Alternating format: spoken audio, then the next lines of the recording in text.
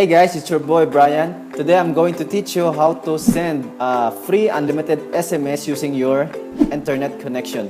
So, tuturuan ko kayo kung paano mag-send ng unlimited free SMS using your internet. Ito ay worldwide, makakasend po kayo ng message worldwide, Amerika, kahit na ano, kahit na anong country. Pilipinas, walang problema. So, tuturuan ko kayo kung paano. Let's start.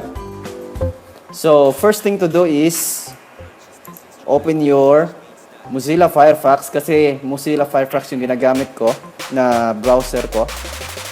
So, open your Mozilla Firefox right here. So, yung kasi yung naka-default na web page ko is Google. So, direct Google na yung pag in-open ko yung Firefox ko, ito na Google na agad yung magdi-display na web page. So, punta ka lang sa Google. Kung hindi Google yun, kung hindi Google yung direktang mag-a-appear sa web page mo, type mo lang dito sa, dito banda, type mo lang, google.com. Google.com. Ito. Click mo lang yan. Tapos ito na, lalabas ng Google. So, pagkatapos, type mo lang yung free SMS. That's right. Tapos, i-click mo tong pinakauna na link. So, pag kinlik mo yan, dadalhin ka na sa panibagong web page. So, ito na yon. Ito na yung page ng free SMS. So, click mo yung send free SMS.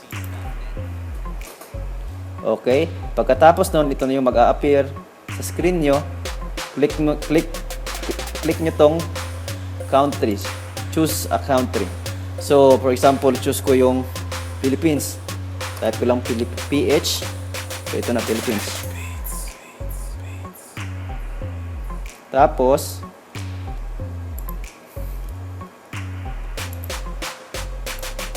ito na yung country code ng Philippines. +63. So, yan. +63, type po yung number na sisendan mo ng message. So, for example, sisendan ko ng message yung number ko. 39 29 74 74 72 363. Okay, yan yung number ko. So, example, type yung message ko, hello, kumusta ka na? Ayos ka lang, kumusta ka na? Ayos ka lang ba, pare? Or, ayos ka lang ba, sweetie? Tapos, ito yung verification code. Type mo lang yung verification code in any particular order. I mean, no need kahit na hindi capital letter, okay lang. So, fill 3. Yan, fill 3. So, click mo yung, pagkatapos nun, click mo yung send or click mo lang yung enter sa keyboard mo. Yun. So, now sending, please wait. So, dito mo makikita yung details ng sinid mong message kanina. Ito yon. So, ito, munog na yung phone ko dito. Pinagsend ako ng message. So, ito yon. Philippines. Tapos yung sinindan ko ng number, smart yon. Smart PH. Then, ito yon. Hello, kumusta? Ito yung message. Tapos, ito yung status niya, send.